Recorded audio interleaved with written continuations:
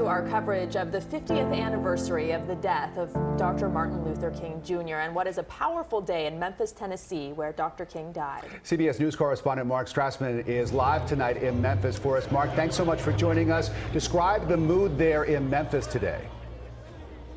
Rick and Rudabeh just used the word powerful. I think that's a good one for it. The crowd here just heard from Reverend Jesse Jackson. If you'll recall, Reverend Jackson was with Martin Luther King 50 years ago today. On the balcony you see behind me, that black shroud, that is room 306 where Dr. King was staying and where he was cut down at 3 minutes after 6 local time. And there are several thousand people gathered here today, as they have been for the last couple of days, in a half-century remembrance of what Dr. King stood for, who he was as a man, and the legacy that he left behind. And that is all what the conversation has been about today, where America is, where America still needs to go.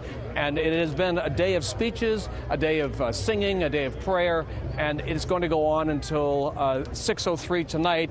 At exactly the time Dr. King was shot, a bell will toll 39 times.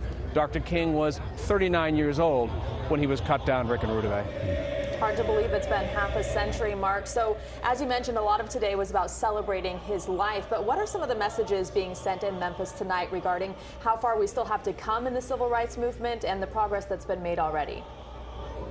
A lot of talk about social justice, racial equality, economic justice. Memphis, for example, is one of the poorest urban cities in America.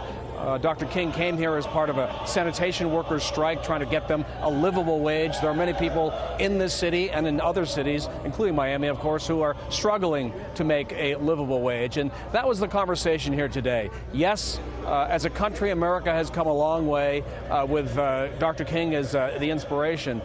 But at the same time, America still has a long way to go, and there are many unsolved issues, unresolved challenges, and the talk by many speakers out here was to encourage people to do their part, if nothing else, to go out and vote.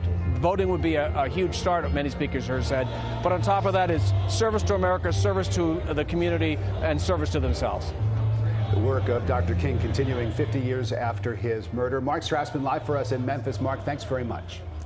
And look for much more from Mark Strassmann in Memphis tonight on the CBS Evening News with Jeff Glor. That's at 6:30 after CBS 4 News at 6.